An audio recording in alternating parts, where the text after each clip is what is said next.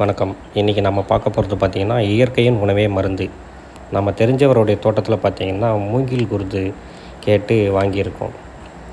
அதை பார்த்திங்கன்னா, இப்போது எப்படி சமைக்க போகிறதுன்னு ஃபுல் வீடியோவில் பார்ப்போம்.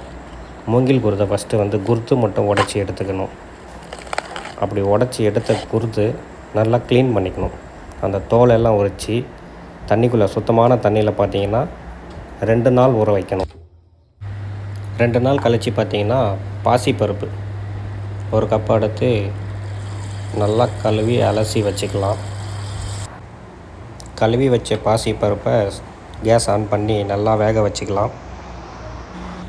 பார்த்திங்கன்னா, பருப்பு வேகிறதுக்குள்ளே நம்மளுடைய மூங்கில் குருதை பார்த்திங்கன்னா கட் பண்ணி எடுத்துக்கலாம். அதாவது ஒயிட் கலர் மட்டும் எடுத்துக்கலாம். இந்த மாதிரி பச்சை கலர் வர்றது வேண்டாம். ஒயிட் கலர் மட்டும் எடுத்துக்கிட்டு அதை தூள் தூளாக கட் பண்ணி எடுத்துக்கலாம். இதை ஒரு சிலர் வச்சியும் சாப்பிடுவாங்க. நாம் பார்த்திங்கன்னா குழம்பு சாம்பார் போல் வைக்க போகிறோம். நல்லா தூளாக பொடியாக கட் பண்ணிக்கலாம். அப்போ தான் சாப்பிட நல்லாயிருக்கும்.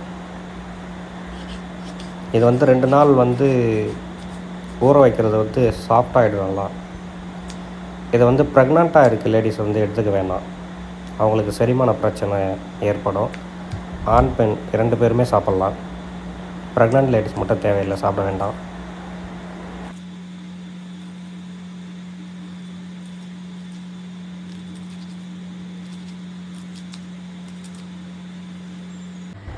குழம்புக்கு தேவையானது பார்த்திங்கன்னா, சின்ன வெங்காயம் 1 கை, 4 தக்காளி, 1 பெரிய வெங்காயம், 10 பல் பூண்டு, 1 துண்டளவு இஞ்சி, சின்ன துண்டு. நாம் பார்த்திங்கன்னா எப்போவுமே மண் சட்டியில் தான் குழம்பு வச்சு சாப்பிட்றது. அப்போ தான் டேஸ்ட்டாக இருக்கும். சட்டி நல்லா காஞ்சிடுச்சு. எண்ணெய் ஊற்றியாச்சு. எண்ணெய் நல்லா காஞ்சிடுச்சு. கடுகு, சீரகம், சோம்பு இது 3 போட்டுக்கலாம். சின்ன வெங்காயம் 1 கையளவு போட்டுக்கலாம். கூடவே பெரிய வெங்காயமாக போட்டுக்கலாம். 1 வெங்காயம் எடுத்தது நல்லா கட் பண்ணி வச்சுருக்கோம். நல்லா வெங்காயம் வதங்குற அளவுக்கு நல்லா கலரி விட்டுக்கலாம். ஓகே, இப்போ பார்த்திங்கன்னா வெங்காயம் ஓரளவுக்கு ப்ரௌனாக வதங்கிடுச்சு. அடுத்து தக்காளி ஆட் பண்ணிக்கலாம். தக்காளி பார்த்திங்கன்னா அப்படியே புளிஞ்சு நசுக்கி புளிஞ்சிடுவோம். தக்காளி நல்லா புளிஞ்சு நல்லா கலரி விட்டுக்கலாம். ஃபுல்லாக பேஸ்ட் ஆகிற வரைக்கும் நல்லா கலரி விட்டுக்கலாம். அப்போ தான் டேஸ்ட்டாக இருக்கும்.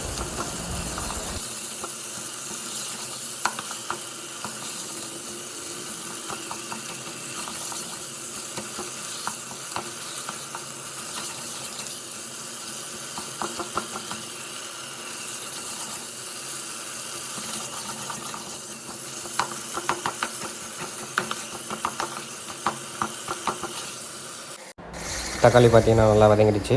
நசுக்கி வச்சுருக்க இஞ்சி பூண்டு போட்டு இன்னும் நல்லா கலரிக்கலாம். இப்போ பார்த்திங்கன்னா இஞ்சி பூண்டு பேஸ்ட்டு போட்டு நல்லா வதங்கிடுச்சு. இப்போ நம்ம தூளாக கட் பண்ணி வச்ச மூங்கில் குருத்து ஆட் பண்ணிக்கலாம். மூங்கில் குருத்து பார்த்திங்கன்னா ரொம்ப தூளாக பொடியாக கட் பண்ணி வச்சுக்கணும். அப்போ தான் சாப்பிட நல்லாயிருக்கும். ஆட் பண்ணி நல்லா கலரி விட்டுக்கலாம்.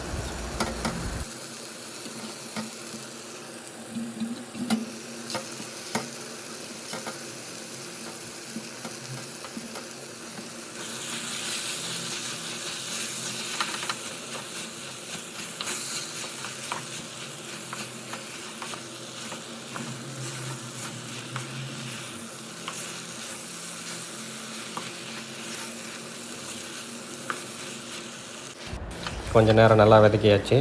அடுத்து பார்த்திங்கன்னா மிளகாய்த்தூள் 1.5 ஸ்பூன் போட்டுக்கலாம். உங்களுக்கு தேவையான அளவுக்கு நீங்கள் போட்டுக்கோங்க. அடுத்து பார்த்திங்கன்னா சால்ட்டு போட்டுக்கலாம்.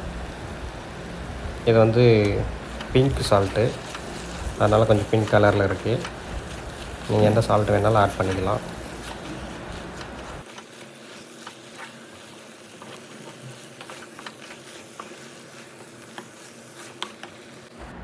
உப்பு மிளகாய்த்தூள் போட்ட வேணா கொஞ்சம் நேரத்தில் தண்ணி ஊற்றிக்கலாம். நம்ம பருப்பு வேக வச்ச பருப்பில் அந்த தண்ணியை ஊற்றிக்கிறோம். குழம்பு நல்லா கொதிக்கட்டும். அதுக்குள்ளே ஆஃப் பாயில் வேந்த பருப்பு பார்த்திங்கன்னா நம்ம நல்லா கடைஞ்சி எடுத்துக்கலாம்.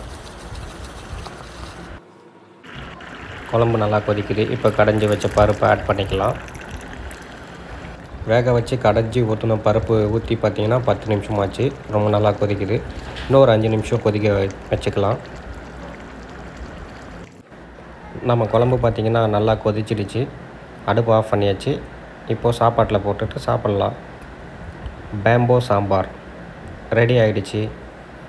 ரொம்ப நல்லதுங்க உடம்புக்கு இது.